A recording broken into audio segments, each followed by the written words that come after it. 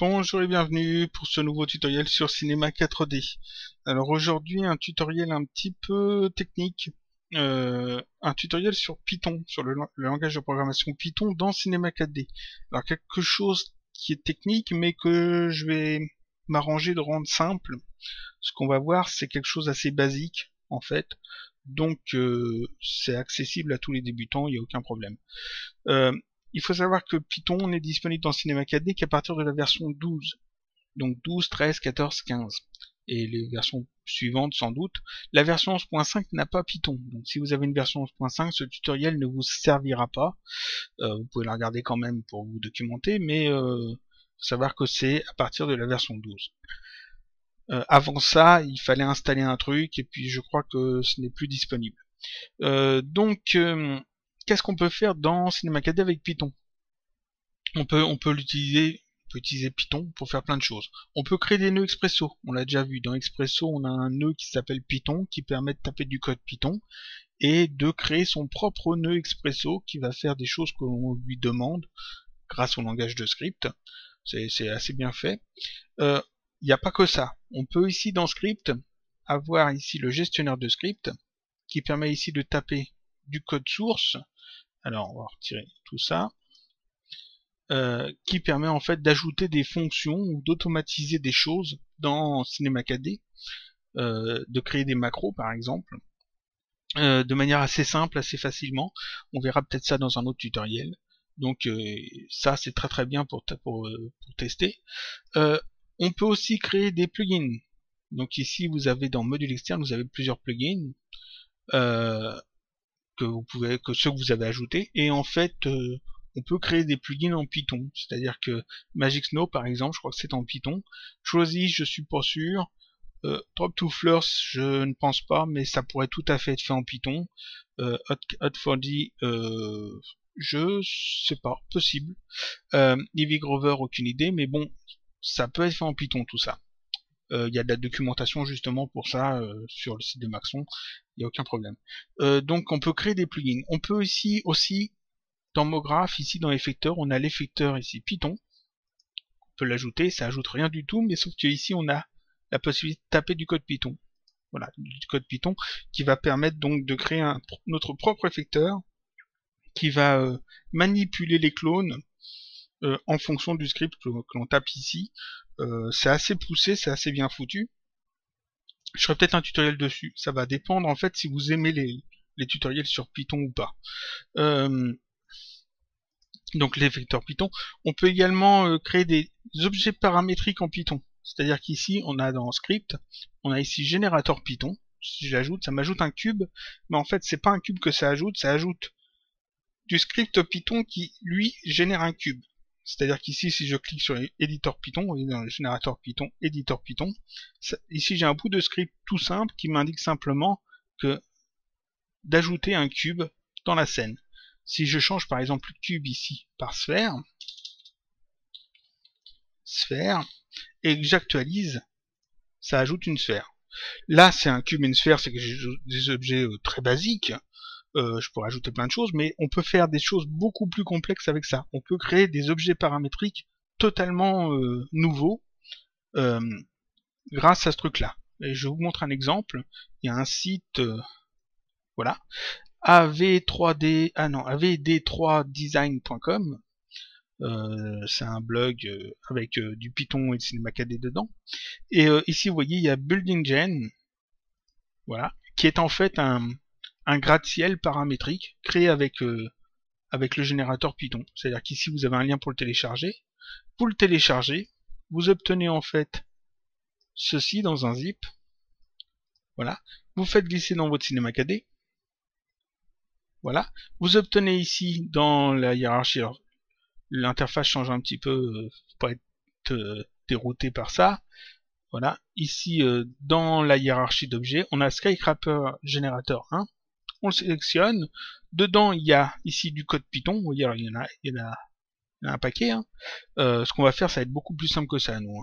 Hein. Et donc, il y a des données utilisateurs, et puis en fonction des données utilisateurs, l'élément ici va changer. Par exemple, on peut ajouter ce genre de choses, voilà, on peut ajouter une base, ça, un toit, voilà, un truc plus complexe.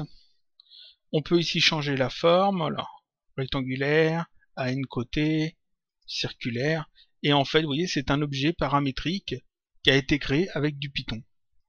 C'est un truc tout bête, tout simple. Enfin, tout simple, c'est quand même un sacré paquet de code Python dedans, mais c'est vraiment pratique en fait. On peut créer nos propres éléments paramétriques dans Cinema 4D. Par exemple, on pourrait tout à fait imaginer créer un élément paramétrique d'objet Minecraft, et puis avec des déroulants, choisir si c'est un coffre, si c'est une table d'enchant, si c'est une enclume, si c'est un bloc de dirt ou de cobble, etc. On pourrait créer en fait des objets paramétriques à thème. Donc ça, c'est pour le générateur Python, et on peut aussi créer nos propres tags. C'est-à-dire que quand j'ajoute un élément dans Cinema 4D, ici, il y a des tags qu'on ajoute. Voilà, on en a plusieurs ici. Voilà. On a aussi... Essayer de montrer mieux quand même. Voilà. Ici, les tags MoGraph. Là, les tags de simulation. Les tags pour les cheveux et les splines dynamiques, etc. Et donc ici, on a propriété scripting, on a un tag Coffee, un tag Python. Le tag Python permet de créer nos propres tags. Et c'est ce qu'on va utiliser aujourd'hui pour créer un tag qui va fournir un comportement à l'élément sur lequel on l'applique. Il faut savoir que les tags, on peut les enregistrer une fois qu'on les a fait, une fois qu'on a tapé du code dedans. On peut tout à fait les sélectionner, faire fichier, enregistrer le préréglage de propriété, et puis l'enregistrer sous un nom. Voilà. Et puis quand c'est fait, on peut tout à fait après, je l'efface, prendre un objet, clic droit, faire ici charger un préréglage de propriété, on va dans user, propriété, on a tous les tags que l'on a enregistrés, qu'on a déjà créés, qu'on peut réutiliser facilement, avec les réglages dessus, donc on peut faire des trucs assez simples, comme ça, avec des propriétés, on a des réglages, etc. Voilà. Donc ça, c'est ce qu'on va voir aujourd'hui. Donc ce que je vais faire, on va commencer avec une scène toute neuve. Là je fais non, voilà, parfait. Et on va tout de suite commencer à créer notre élément. Qu'est-ce qu'on va faire comme truc avec Python? On va créer en fait un tag qui va faire tourner un élément, l'élément sur lequel on l'applique, il va simplement le faire tourner.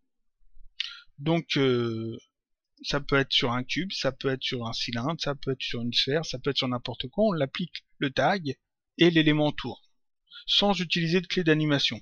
Donc ici je vais mettre quand même 250 frames, voilà, comme ça, parfait. Donc qu'est-ce qu'on va faire tourner? On va faire tourner un cube. Donc je vais ajouter un cube dans ma scène, ah, un cube, parfait. On va pas le faire trop grand.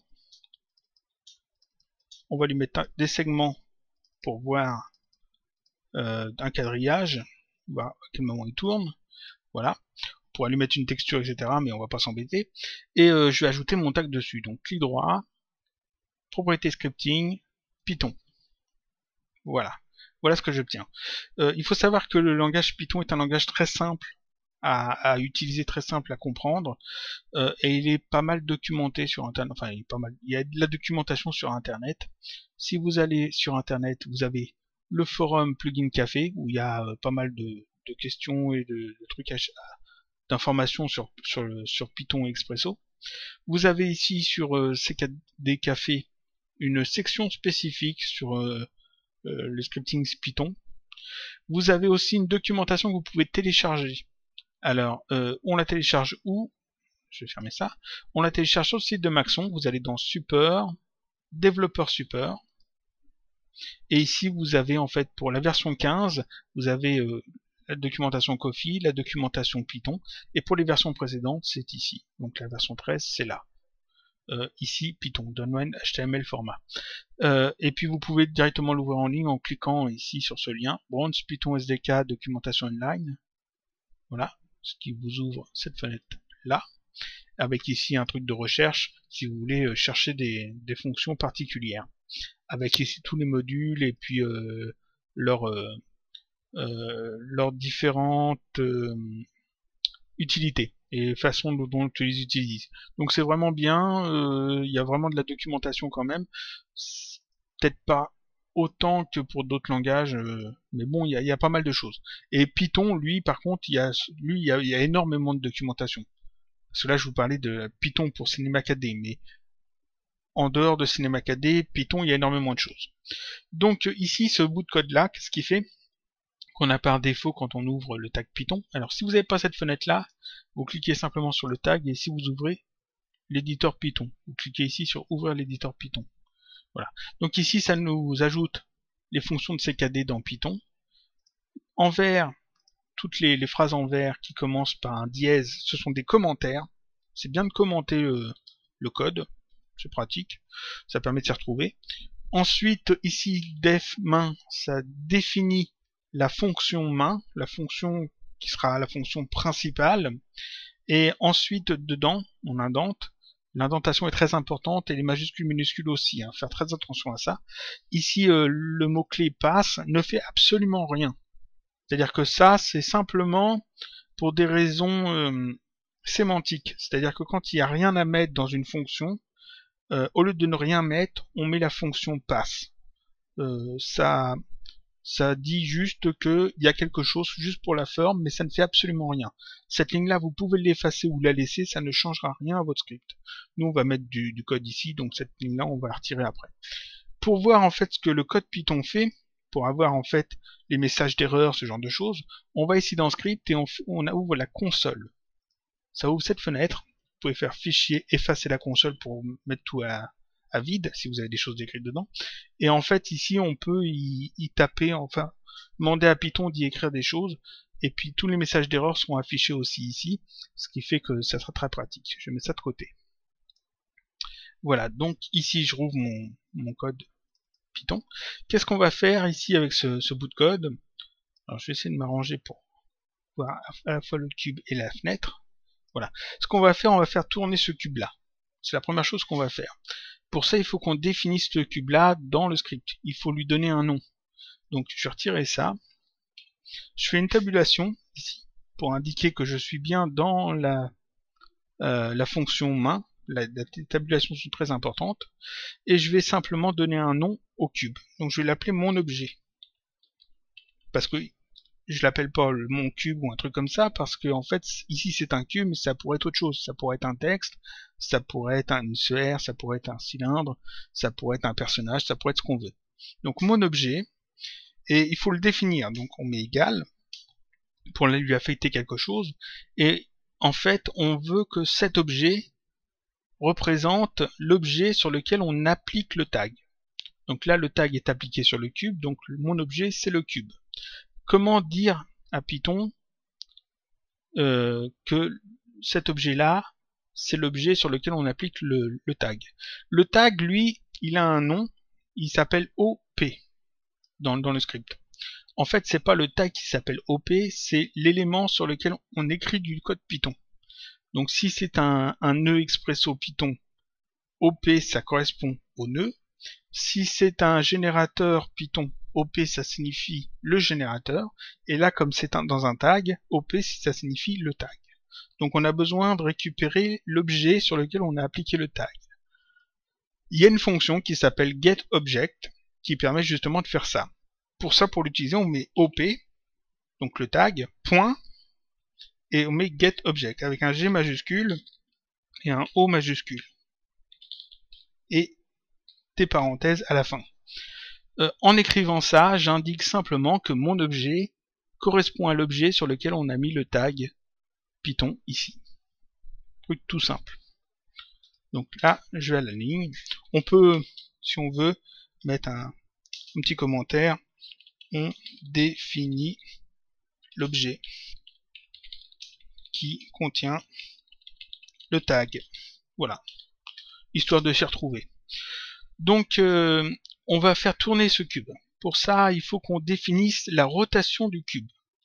Il faut qu'on définisse un mot qui va correspondre à la rotation du cube. Donc, on va l'appeler ROT, rotation, égale, on va lui définir. Il faut définir la rotation du cube, donc c'est le cube, mon objet. À noter que j'écris mon en minuscule et objet avec une lettre majuscule. C'est par convention, c'est plus pratique pour éviter de mélanger les fonctions qui commencent par des majuscules et les variables que je crée qui commencent par des minuscules. Donc mon objet, point, et il y a une fonction qui s'appelle getRelativeRotation, getRel, R-O-T, avec des parenthèses, qui permet donc de récupérer la rotation de l'élément qu'on indique avant. Donc getObjet récupère l'élément sur lequel OP se trouve, et getRelativeRotation récupère la rotation de l'élément que l'on indique avant, c'est-à-dire mon objet. J'espère que tout le monde suit. Ensuite, cette rotation, c'est un vecteur. Donc x, y, z, 3 valeurs. On peut accéder à ce vecteur de deux façons différentes. On peut dire que, par exemple, si on veut changer seulement la valeur x, on peut écrire ROT égale C4D point vecteur avec un V majuscule et entre parenthèses mettre les valeurs x, y et z. Et ici on peut changer la valeur x, par exemple on met 1. Là je change en fait le vecteur de la rotation. C4D se réfère en fait à ce que l'on a importé ici, à C4D qu'on a importé ici, et vecteur indique que c'est un vecteur. Ça c'est une méthode de faire.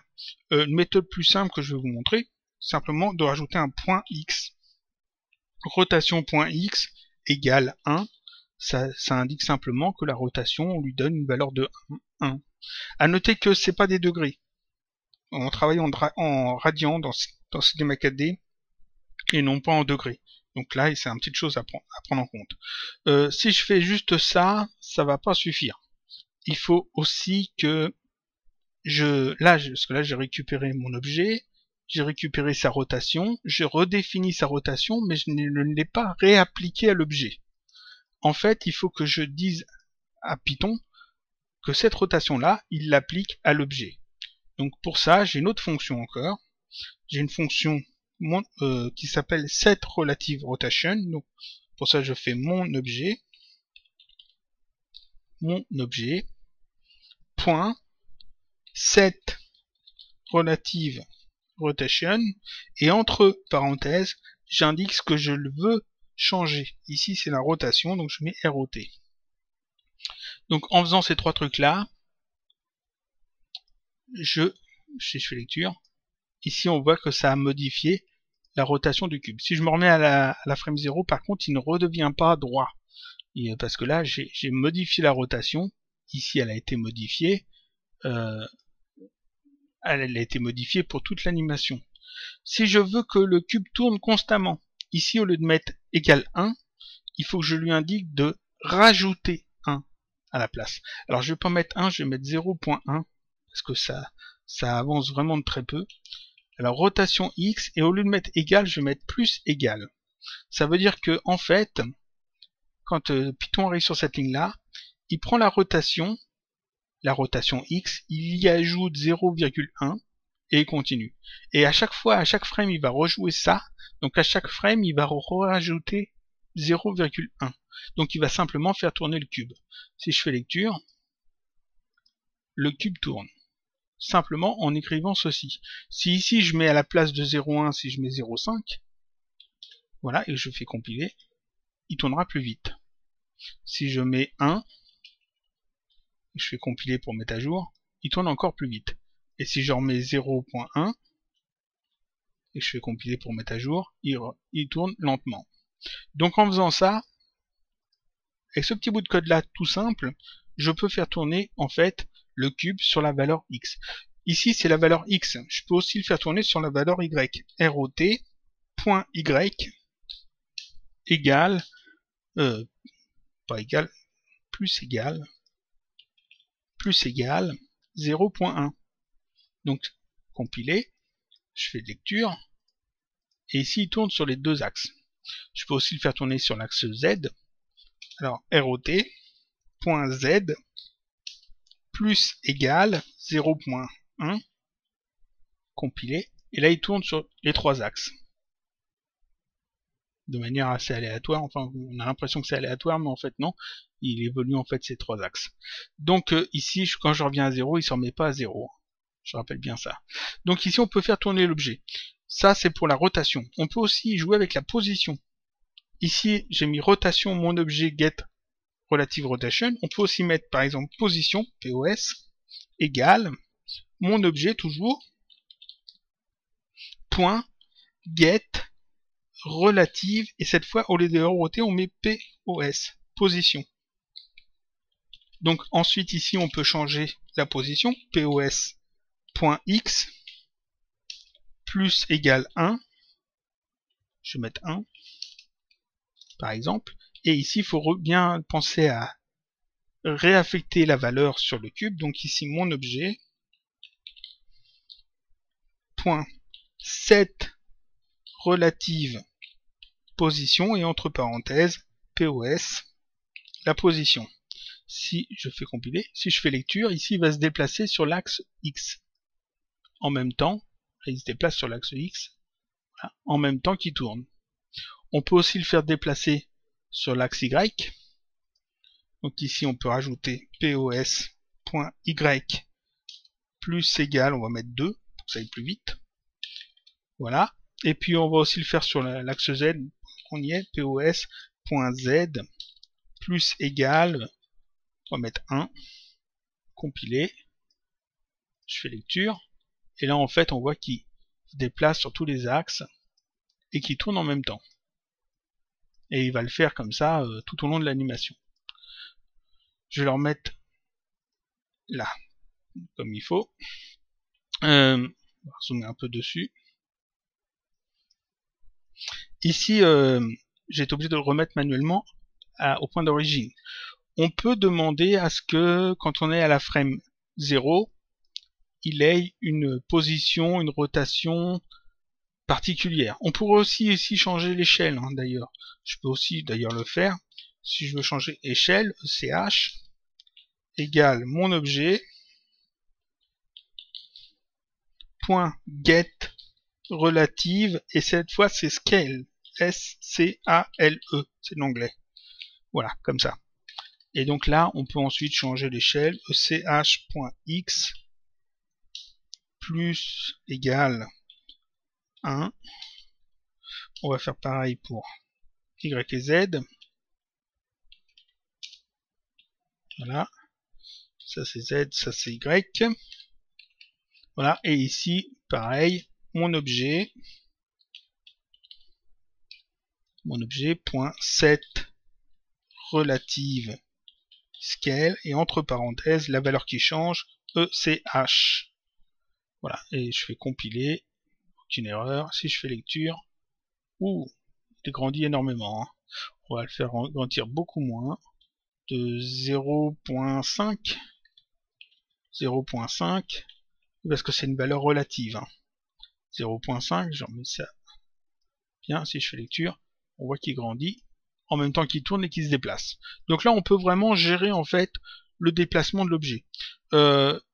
Tout ça c'est bien, mais comme j'ai dit, à la frame 0, on veut qu'il reprenne des valeurs qu'on a décidées. Donc ici, on va définir en fait, tout en haut, on va définir la frame actuelle, la frame sur laquelle on se trouve. Pour ça, en dièse, on définit la frame actuelle,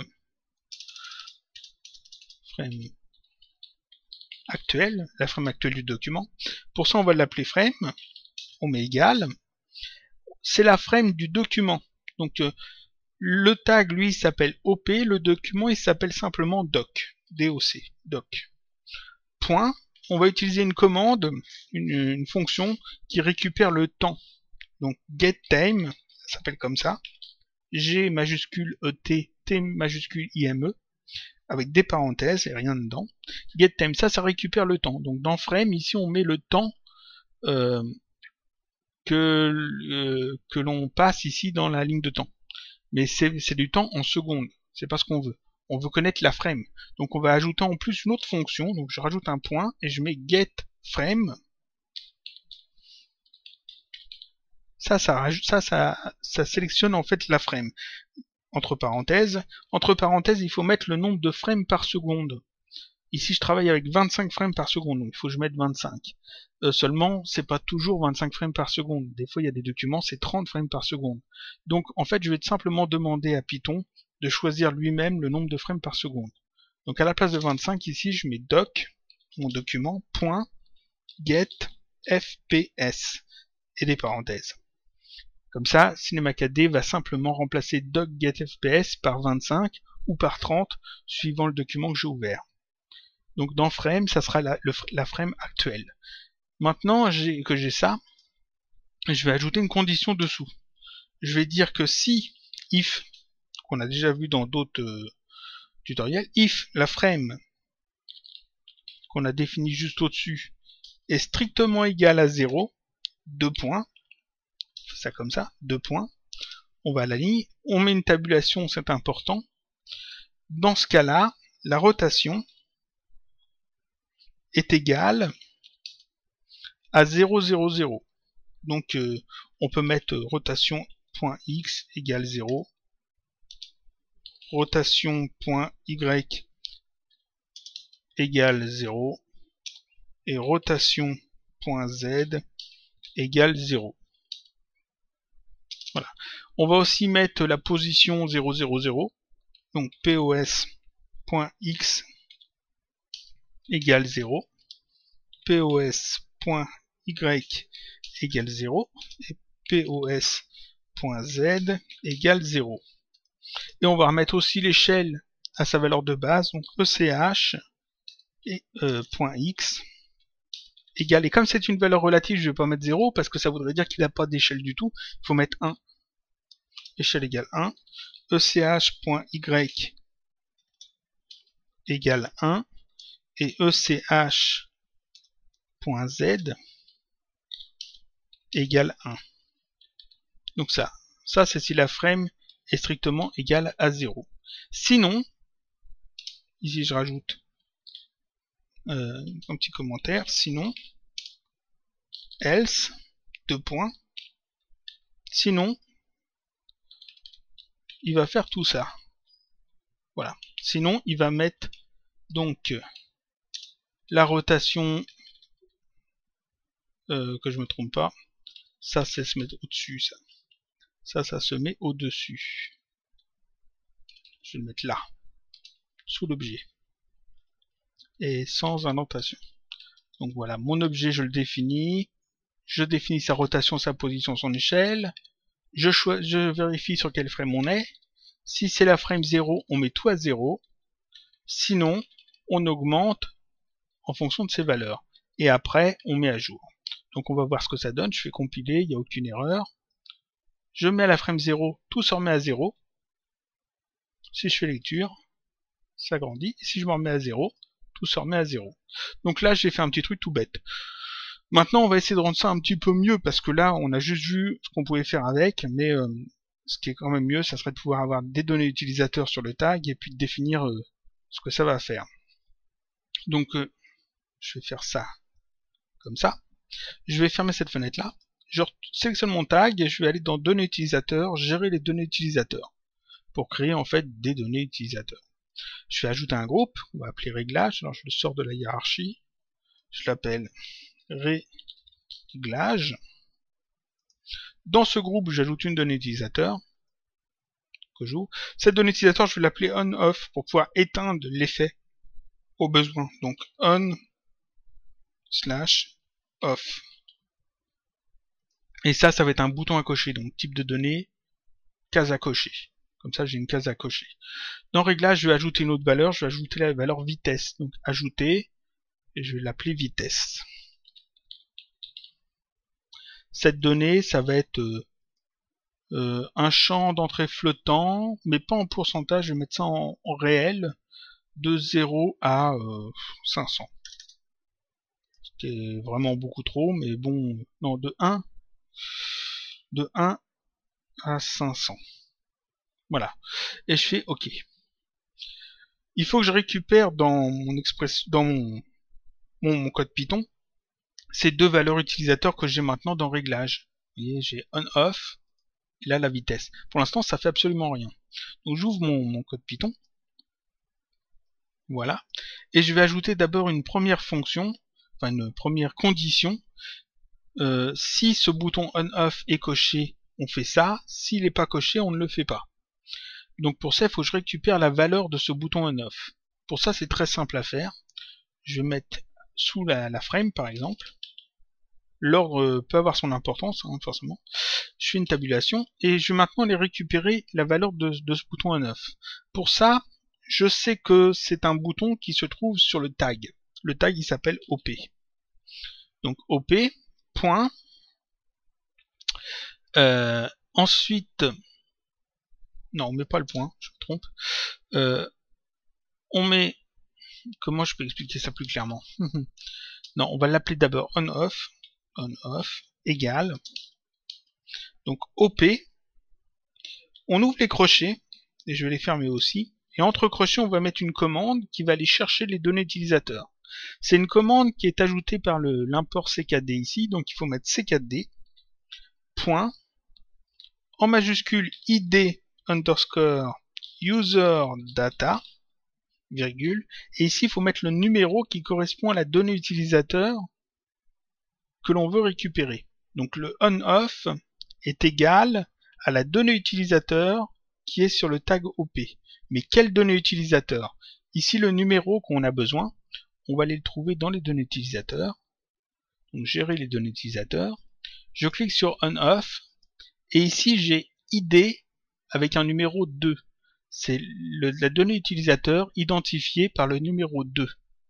Donc ici userdata, virgule 2. Donc on-off, c'est cette valeur-là. Comment on peut vérifier que c'est la bonne valeur? Je peux simplement utiliser la console qui est ici. Je vais afficher dans la console la valeur de la donnée utilisateur. Donc pour ça, ici sous le on-off, je vais ajouter la commande print qui affiche quelque chose et je vais ajouter on-off. Donc ça va simplement afficher le contenu de on-off dans la console. Donc on fait compiler. Et là, si je décoche on-off, ça m'indique 0. Si je coche on-off, ça m'indique 1. Vous voyez? Donc ça fonctionne. Ça fonctionne très bien. Ce que je vais faire maintenant, donc je peux retirer le print on-off. Je vais ajouter ici une condition. Alors je vais pas mettre la condition au-dessus de frame. Si, je vais la mettre au-dessus de frame. Je vais la mettre juste après. Donc une condition, je fais une tabulation. If on-off est égal à 1, 2 points, tout ce qui est dessous va être fait. Donc tout ce qui est dessous, je vais simplement faire une tabulation à chaque fois pour bien décaler le truc. Comme ça. Si on-off est égal à 1, il fait tout ça. Sinon, bah il fait rien. On va voir ce que ça donne. Donc là, on-off est coché, je fais lecture. Il se passe rien. Pourquoi il se passe rien? Parce que je me suis trompé quelque part. Je vérifie. Oui, une erreur classique. Ici, j'ai mis if on-off égale 1. Alors que c'est égal, strictement égal à 1. Voilà, il faut une petite erreur à ne pas faire. Des erreurs de syntaxe, vous voyez. Il me l'a indiqué dans la console, on-off, et puis il m'a indiqué ici qu'il y a une erreur de syntaxe. Les erreurs de syntaxe, vous en ferez, hein. Ça, il n'y a pas de... Ça, croyez-moi, vous allez en faire pas mal. Donc ici, si je fais lecture, ça bouge, parce que on-off est coché, je reviens à 0. Si je décoche on-off et que je fais lecture, ça ne bouge plus. Donc ici, notre petite condition fonctionne. Je vais me remettre à 0 ici. Voilà, parfait. Donc là, je peux activer ou désactiver l'effet. Maintenant, ce que je veux, c'est... Je veux pas que ça bouge dans tous les sens comme on l'a vu. Ça, c'était juste pour l'exemple. Je vais retirer donc ici la position et l'échelle. On va simplifier tout ça. Ici, j'ai pas besoin de déplacer la position et l'échelle. Ici non plus. Ici, j'ai pas besoin de faire tout ça. Voilà. Ce que j'ai besoin, c'est simplement de faire tourner l'objet sur un seul axe. Donc même pas les 3 axes. Seulement sur l'axe X, par exemple. Voilà. On simplifie les choses énormément. C'est très bien. Donc là, qu'est-ce qu'on fait? Notre objet, on vérifie, correspond à l'objet sur lequel on a mis le tag. On récupère sa rotation, on regarde sur quel frame on se trouve. Si la case à cocher on-off est cochée, qu'est-ce qu'on fait? Si on est sur la frame 0, on le remet à 0. Sinon, on fait tourner de 0,1. Au lieu de 0,1, ici, je veux mettre la vitesse. Donc, alors ici, je vais simplement rajouter vitesse égale OP, encore une fois, les crochets CKD point, en majuscule ID underscore user data, virgule, il faut que j'aille récupérer le numéro qui correspond à la vitesse, donc dans données utilisateur. La vitesse, c'est le numéro ID 3. Donc ici, je mets 3. Voilà. Donc, ensuite, à la place de 0,1 ici, je vais simplement écrire vitesse. Je fais compiler, et je peux faire lecture. Ici, c'est sur off. Je l'allume.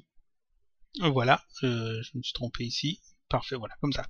Donc ici, je mets vitesse 1. Je remets à 0, je fais lecture, ça tourne. Ça tourne à la vitesse 1. Si je mets 2, 3, 4, 5, ça change la vitesse. Ici, je vais mettre 0.1.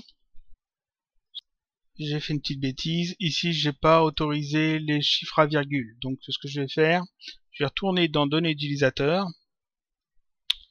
Vitesse, ici, étape, c'est pas 1 en 1, c'est 0.1 en 0.1, afin d'avoir des chiffres à virgule.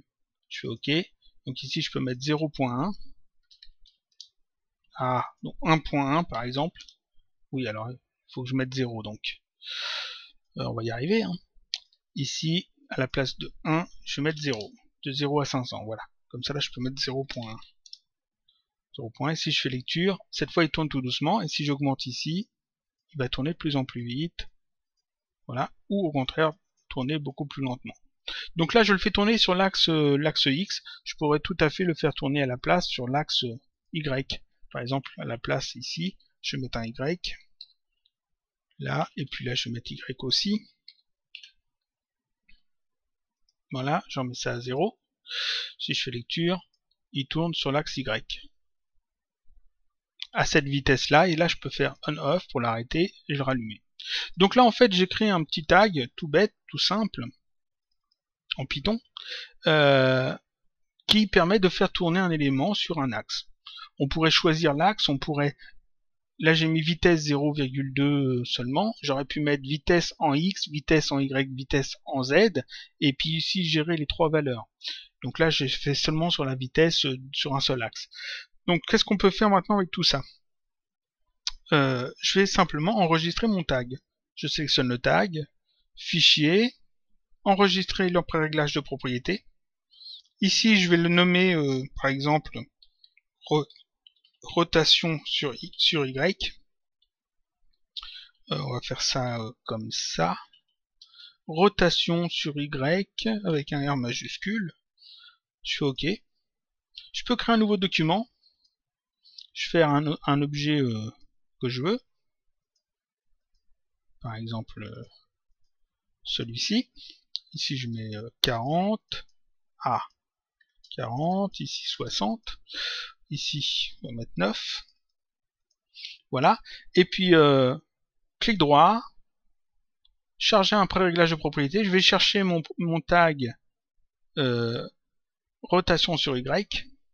Ça l'ajoute. Et quand je fais lecture, il faut que je coche ici on-off. Le truc tourne, tout bêtement, à la vitesse que j'ai définie ici. 0.5. Ou alors 0.1 par exemple. On pourrait mettre des pourcentages si on veut. Et puis voilà, et puis ça fonctionne bien. Ici j'ai juste créé un tag qui fait tourner un objet sur un axe. À l'infini, hein, forcément. Et puis quand je remets à 0, il se remet à 0. Simplement avec ce petit tag là et avec ces réglages, ces données utilisateurs là. Le script n'est pas très compliqué. Je le remettrai sur le blog. J'espère que c'était assez clair. J'ai peut-être cafouillé un peu à certains moments. Je sais pas si j'ai bien expliqué tout. Des tutoriels sur Python, je sais pas si j'en ferai d'autres, ça va dépendre si vous aimez ou pas. C'est-à-dire qu'il y a beaucoup de choses à dire sur Python. Il y a par exemple l'effecteur Python, ici, qui permet de faire plein de choses. Comme je l'ai dit, il y a le générateur Python, qui permet de faire plein de choses. Il y a les scripts Python, on peut faire pas mal de choses aussi. On peut même faire des plugins, je sais pas si je ferai un tutoriel là-dessus. Si ça vous plaît, j'en ferai d'autres. Sinon, bah, je mettrai ça de côté simplement et on reviendra sur des fonctions de base. À savoir que si je fais des tutos sur Python, je ferai aussi des tutos sur les fonctions de base, forcément, hein, c'est en plus. Donc voilà, donc ça c'était un petit script Python tout simple pour faire un tag personnalisé. Alors ici on a juste fait tourner l'élément, mais vous avez vu qu'on pouvait aussi le faire se déplacer, on pouvait le faire changer de taille. On peut, comme on connaît ici le nombre de frames, on peut dire par exemple que le tag a un effet par exemple toutes les 25 frames seulement. Ou alors que il a lieu toutes les 10 frames, sauf à tel frame, il aura lieu 2 fois, par exemple, des choses comme ça. Ce qui fait que l'on peut déterminer des comportements assez compliqués, assez complexes, simplement avec des petits bouts de script comme ça. Donc là, je répète un petit peu tout le code. Donc import ckd, c'est pour ajouter les fonctions de CinemaKD, ça je peux le retirer. Defmin, c'est pour définir la fonction principale. Ensuite, on définit l'objet qui contient le tag Python, l'objet sur lequel on applique le tag, on l'appelle mon objet. Ici, je vais ajouter un commentaire, c'est on définit la rotation de l'objet. Voilà, avec cette commande get relative rotation. Ensuite, on définit la frame actuelle avec cette commande-là, qui est toujours la même dans tous vos projets que vous pourrez utiliser, toujours la même, il n'y a aucun problème. Ensuite, on va récupérer,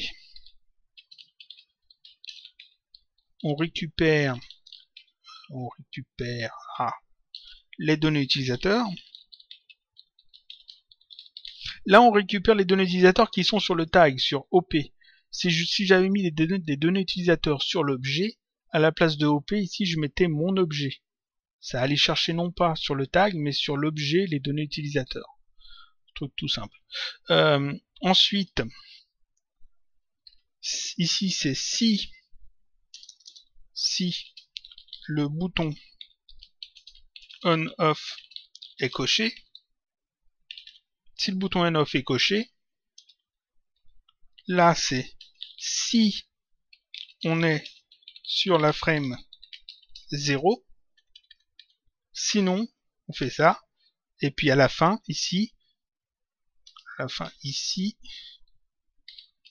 on met à jour la rotation de l'objet.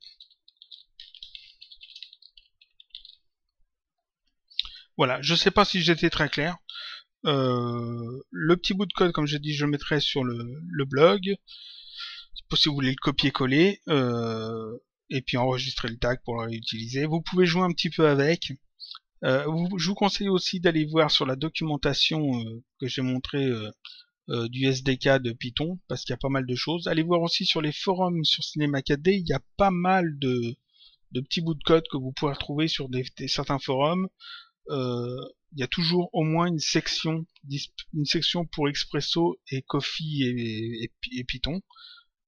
Et puis comme Python est un langage très facile à apprendre, ça s'étoffe assez vite. Donc voilà, c'est tout pour cette semaine. Je vous dis à la prochaine pour un autre tutoriel toujours sur Cinema 4D.